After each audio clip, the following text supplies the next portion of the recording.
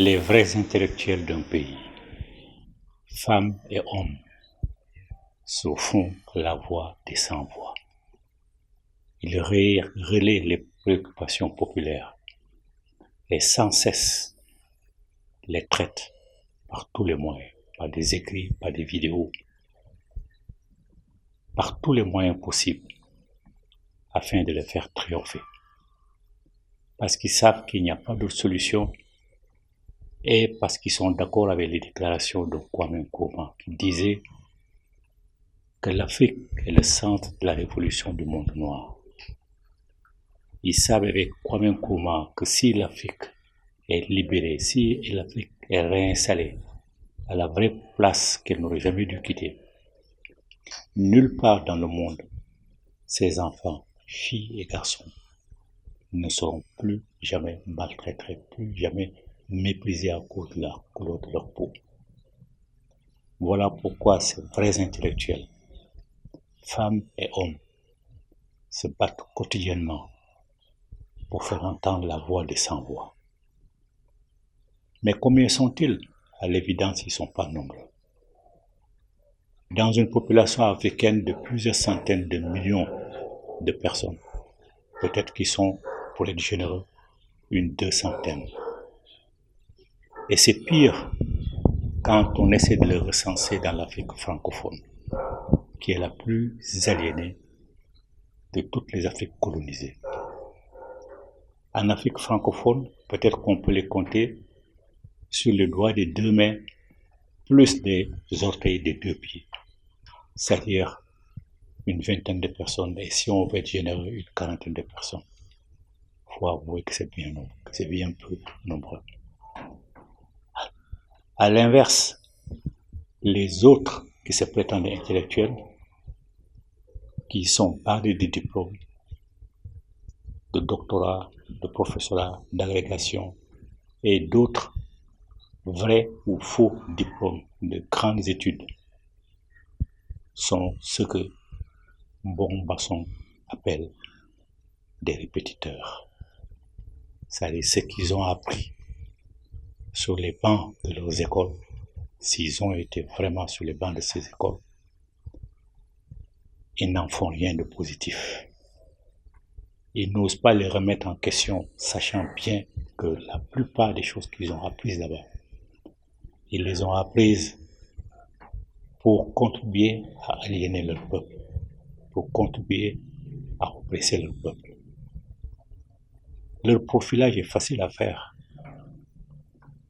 Ils se nomment Mohamed, Jean-François, Fatoumata, Marie, Jocelyne,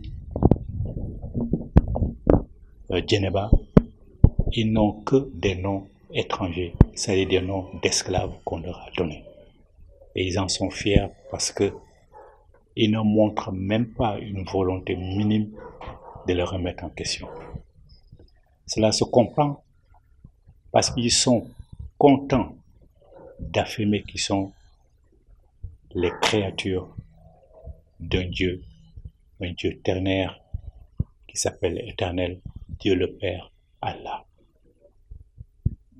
Donc, étant les créatures de ce Dieu-là, qui est un Dieu menteur, tricheur, truqueur et négrophobe, ils ne peuvent effectivement que vivre avec ces défauts majeurs qui sont les défauts de ce Dieu ternaire.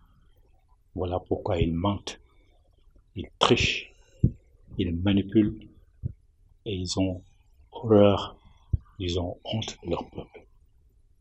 C'est aussi la raison pour laquelle ils sont fiers d'être de l'humanité adamique. Ça ne les choque pas de dire cela, ça ne les choque pas de pratiquer de l'appartenance à l'humanité adamique par ces noms et par d'autres biais, d'autres comportements encore. Ça ne les choque pas de savoir qu'ils sont alors les enfants incestueux. Parce que pour que l'humanité adamique soit aussi nombreuse, il a bien fallu qu'Adam et Ève aient des rapports incestueux. Il a bien fallu qu'Adam ait des rapports avec ses filles et qu'elle ait des rapports avec ses fils. Mais ça ne les choque pas, parce qu'ils ont choisi de ne pas se poser ce genre de questions. Ils ont choisi de ne pas remettre les choses à leur place, de réfléchir. Ils n'ont même pas le bénéfice des circonstances atténuantes de l'ignorance, parce qu'ils ne peuvent pas être ignorants.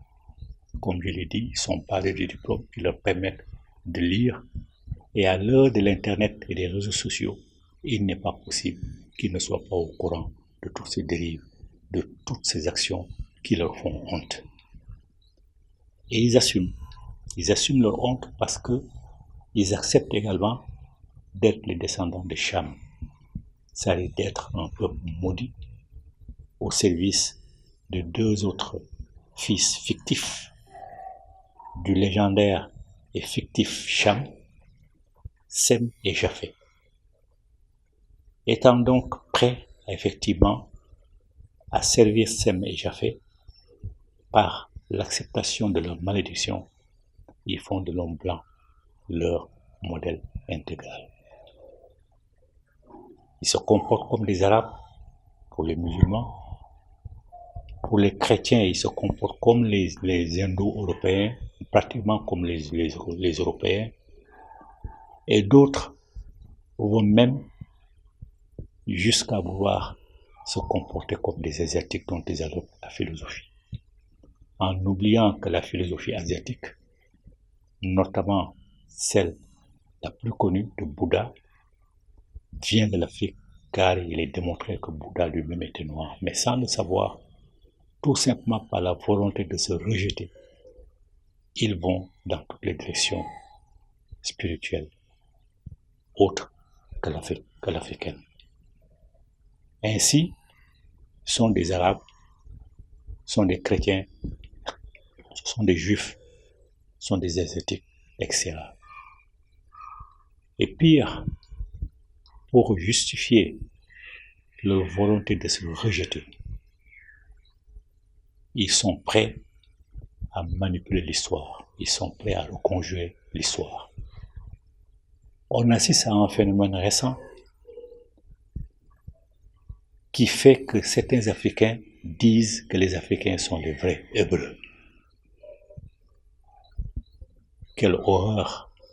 Comment les Africains qui sont les ancêtres de l'humanité peuvent-ils être des Hébreux qui ne sont apparus dans l'histoire véritablement qu'avec leur ancêtre Abraham qui est venu en Égypte 2000 ans avant même la naissance de Jésus-Christ, dans la 12e dynastie. Comment peuvent-ils se réclamer d'un peuple qui est venu là-bas, à qui on a offert l'hospitalité, et une femme, Adjara, que la Bible appelle Agar, qui lui a donné un fils Ismaël qui est l'ancêtre des Arabes, qui est un peuple récent, parce que né plus de 2000 ans avant Jésus-Christ, et certainement plus de 3000 ans avant l'apogée de la civilisation égyptienne. Comment peuvent-ils prétendre que nous venons de ce peuple?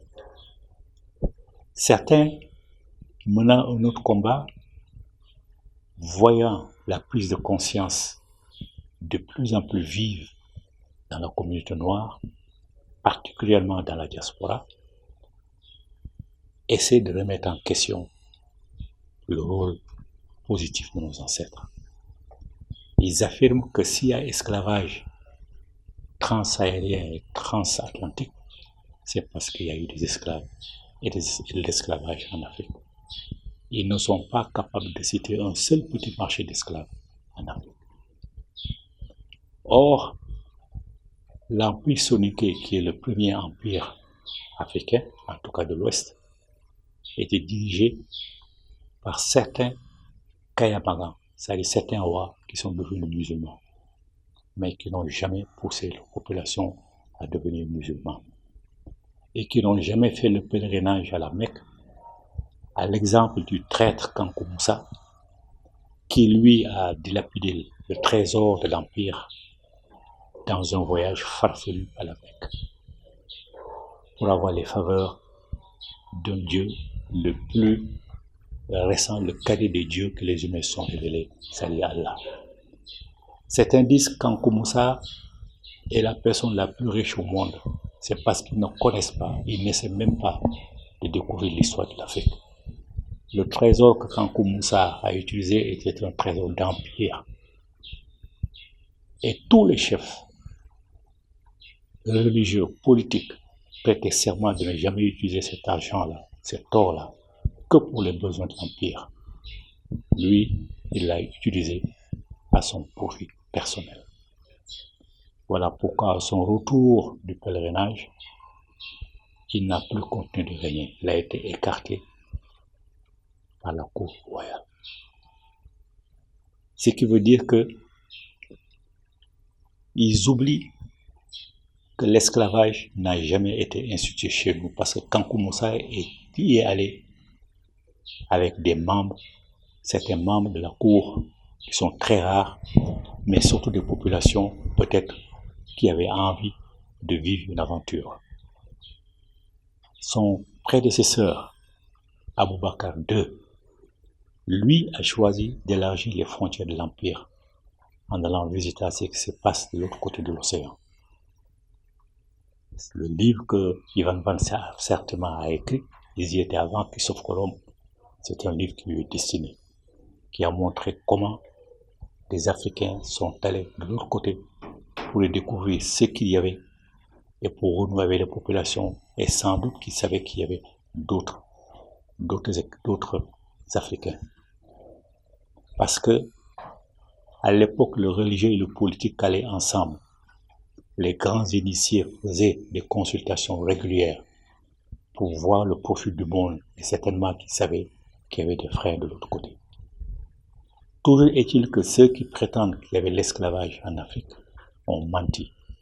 L'empire du Ghana, qui est le plus ancien des empires, n'a été submergé par l'islam qu'à partir du moment où il a perdu vraiment son pouvoir politique, où il a été décimé en petit royaume.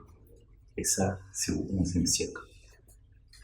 Selon les premiers musulmans qui sont venus en Afrique, ont utilisé certes des Africains, mais c'est des mercenaires du royaume du Ghana qui ont accepté dans les années 700 de les accompagner dans leur conquête et dans leur djihad jusqu'en Espagne, en Andalousie, à Cordoue, jusqu'à Poitiers, où Charles Martel les a bloqués.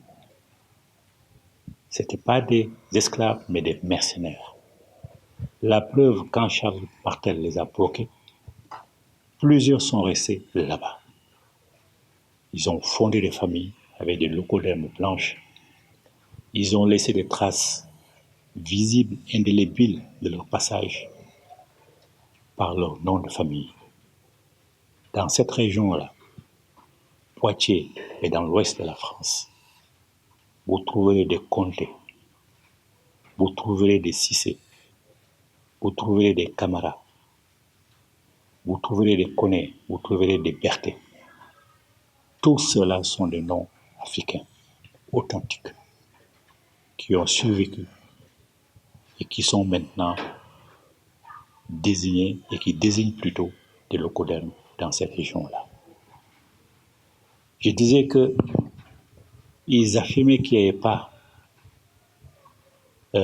d'esclavage aussi largement pratiqué s'il n'y avait pas d'esclavage en Afrique, et qui sont incapables de citer un seul petit marché africain. Pire, ils occultent toutes les résistances à l'esclavage transatlantique et transsaharien. Il y avait en Afrique, notamment au Mali, un grand souverain qui s'appelait Soumaoro Kanté. Il est connu pour être le premier et le plus grand anti-esclavagiste de l'Afrique. Lui, avec ses troupes, il tendait des pièges aux esclavagistes et à leurs colonnes. Et quand il les attrapait, il libérait tous les esclaves, parce qu'à l'époque, effectivement, les petits roitelets, sans pratiquer l'esclavage, laissaient faire et laisser les Arabes amener hors d'Afrique tous ceux qui ne voulaient pas se convertir à l'islam. Donc quand Soumaoro Kanté les attrapait, il en libérait un seul. Les autres, il les attachait par fagot de 3 à 4 personnes selon l'importance de la prise. Il mettait du beurre de parité sur eux, du beurre de qualité, il mettait le feu et il laissait celui qui l'a libéré aller raconter ce qui arrivait aux esclavagistes. Ils oublient volontairement que pour un esclave transplanté, 6 personnes au moins mouraient parce que personne n'acceptait que son frère, que sa sœur partent à l'extérieur. Ils ont oublié tout ça, ils négligent de dire tout ça. Et pire, ils font comme si les Africains étaient des idiots pour que les chefs de village, pour que les rois laissent partir les forces vives du pays en gardant seulement sur place des vieillards et des enfants. Même là, ils insultent la mémoire de leurs propres ancêtres. Et ils insultent la mémoire des victimes de l'esclavage. Parce que comme je l'ai dit, à l'heure de l'Internet, des réseaux sociaux, est barré de leur diplôme qui devait leur permettre de lire, de s'informer. Ils ignorent plutôt, ils font exprès de ne pas savoir que les Africains déportés ont subi les pires sévices à l'étranger, qui a occasionné même des révoltes. Ils font semblant de ne rien savoir de tout ça. Et quand, quelque part, ils reconnaissent les atrocités que l'esclavage a infligées aux Africains, notamment la castration et autres, et ses nombreuses victimes, ils avouent quand même qu'ils sont des musulmans. C'est-à-dire, c'est comme des esclaves qui acceptent d'avoir le même Dieu que leur maître, c'est-à-dire l'Éternel, Dieu le Père, Allah, qui est un Dieu menteur, truqueur, négrophobe, puisque ce Dieu-là a décidé d'offrir l'honneur de leur race aux variants de la race blanche, à Sem et à Japheth, qui les représentent. Donc ce sont des gens, jeunesse africaine, sur qui tu ne peux pas compter. Ils ont démissionné, ils ont honte d'être des Africains. Voilà pourquoi ils sont là à ne rien faire, à ne rien dire. Lorsque tu fuis ta matrie a encore au sein abondant de lait qui doit te nourrir, lorsque tu es obligé de le fuir par cette matrie-là et t'empêcher de te nourrir par leur indifférence criminelle. Ils te regardent traverser l'océan, mourir dans le désert. Ils te regardent partir. Parce que quelque part aussi, il faut le reconnaître, ça les arrange. Parce que plus tu t'en vas, plus tu fuis ta matrie, plus le potentiel de révolte diminue et plus ils sont à l'aise parce qu'ils n'ont pas à te combattre. C'est tout ça que tu dois savoir. Savoir que ta matrie est là avec ses seins abondants de lait qui t'invite à rester. Il faut rester. Il faut suivre les conseils du grand patriote camerounais Oumnobe Ruben, qui a dit que quand un peuple est décidé à se libérer et à asseoir son indépendance, il est invincible. Et tu es invincible. Tu es invincible parce que tu as des armes qu'ils n'ont pas et qu'ils ne peuvent pas avoir. Des armes supérieures à leurs armes mécaniques. Tu es la quintessence de la substance de la mère Père primordiale, qui t'a confié sa mélanine, qui fait de toi le gardien, la gardienne de sa création.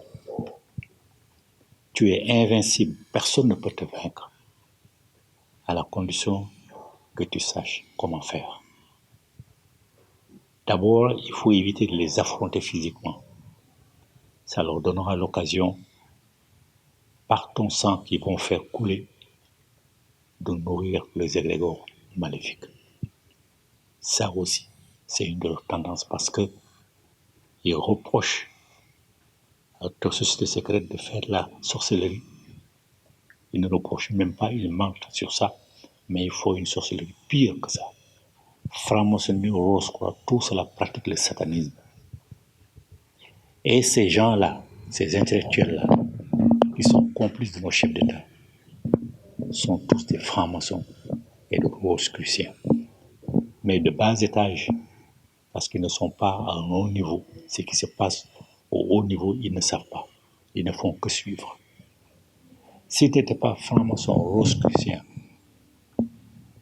qui sont les appellations d'usines de production de traîtres, ils ne resteraient pas aussi indifférents. Ils rejoindraient les vrais intellectuels qui, eux, sont prêts à dénoncer au prix de leur vie les injustices que tu subis afin que cela change. Donc je disais, tu as des armes beaucoup plus puissantes. Ces armes sont tes sociétés secrètes, qui sont les vraies sociétés secrètes. D'ailleurs, les sociétés secrètes maléfiques, franc-maçonnerie et Rose-Croix, sont les copies mal transformées de tes sociétés secrètes originales. Tu as les originales. Ce sont tes ancêtres qui les ont créées pour te permettre d'organiser ton bien-être social. Voilà pourquoi il faut y retourner. C'est à l'intérieur de ces sociétés secrètes que tu peux rencontrer des détentrices et des détenteurs des grands arcanes, les grandes maîtresses et les grands maîtres des arcanes, qui ont le secret de l'énergie naturelle, plus puissante que l'énergie artificielle de leurs âmes mécaniques. Si tu arrives à convaincre ces maîtresses et ces maîtres des arcanes à te rejoindre dans ton combat, tu seras invincible, comme l'a prédit Umnobe Ruben. Je le répète encore, ce sont des femmes et des hommes qui sont capables d'aller où ils veulent en un clin d'œil, qui sont capables d'aller où ils veulent, de rencontrer qui ils veulent, de visiter qui ils veulent, sans audience. Ce sont des gens qui ont la capacité, par l'utilisation de l'énergie naturelle, de torpiller les cerveaux de leurs avions de combat, de leurs chars de combat, etc. Ce sont des gens qui sont capables de te donner des boucliers contre lesquels toutes leurs armes, toutes leurs balles seront efficaces. Il faut les rencontrer. Il faut entrer dans les sociétés secrètes. Même sans entrer dans les sociétés secrètes, il faut aller les visiter. Ils existent encore en nombre et ils ont encore cette compétence-là. Quand on attaque leur village, ils savent se défendre. Parce que c'est leur village, ils ont la responsabilité de la protection de leur village. Ils n'ont pas la conscience nationale, c'est la conscience nationale qu'il faut leur donner. Leur prouver que leur village seul ne compte pas. C'est le pays entier qui compte. Parce qu'eux ne regardent pas la télé, ils n'ont pas la télé. Ils n'ont pas Internet. Je parle des vrais. Ils sont dans les villages, les coins les plus reculés. Il faut pas avoir peur d'y aller. Mais quand tu vas aller le voir, vas-y avec des vidéos qui leur montrent à quel point les enfants africains souffrent du seul fait qu'ils sont noirs, comme eux. Réalise des vidéos, copie des vidéos dans lesquelles ils vont voir les enfants mourir dans le désert. Ils vont voir les enfants mourir dans les océans. Ils vont voir les enfants souffrir dans tout le pays maghrébin notamment, dans tous les pays arabes d'ailleurs, élargissant. Il faut t'amener de ces vidéos-là pour les convaincre en leur faisant visionner ces horreurs que ton peuple souffre, que tu souffres, du fait de la lâcheté de tes intellectuels qui ferment les yeux, qui ferment la bouche, qui se bouchent les oreilles pour ne pas perturber le comportement criminel de nos chefs d'État, pour rentrer plutôt dans leur grâce. Parce que leur souhait, c'est d'avoir une ligne sur le CV criminel, une ligne d'un pouvoir quelconque, une ligne d'une nomination quelconque dans un gouvernement criminel sur un CV criminel. C'est ça leur seul objectif. Alors tu sais qui ils sont, tu ne peux pas compter sur eux, tu ne peux compter que sur toi-même. Donc n'oublie pas, un peuple décidé pour sa liberté et son indépendance est invincible. Et écoute Bob Marley dans sa chanson Get up, stand up for your right. Debout, lève-toi, debout pour tes droits, ne renonce pas à tes droits, parce que tes droits fondamentaux sont l'Afrique, sont Kamita. Kamita t'appartient. Il faut que tu récupères Kamita de la main de ces traîtres afin de l'organiser pour ton profit, le profit de tes enfants, de tes petits-enfants, et au profit aussi de nos ancêtres qui sont là à t'attendre pour revenir dans une prochaine réincarnation et t'aider à combattre. Donc n'oublie pas nos ancêtres. N'oublie pas les génies tutélaires qu'ils ont mis à ta disposition. Les génies tutélaires guerrières comme Sekhmet, qui était la protectrice de Kamita, qui était le protecteur de Pharaon, qui était la soldate d'Amon-Ra. C'est elle qui l'a envoyé pour régler mes problèmes.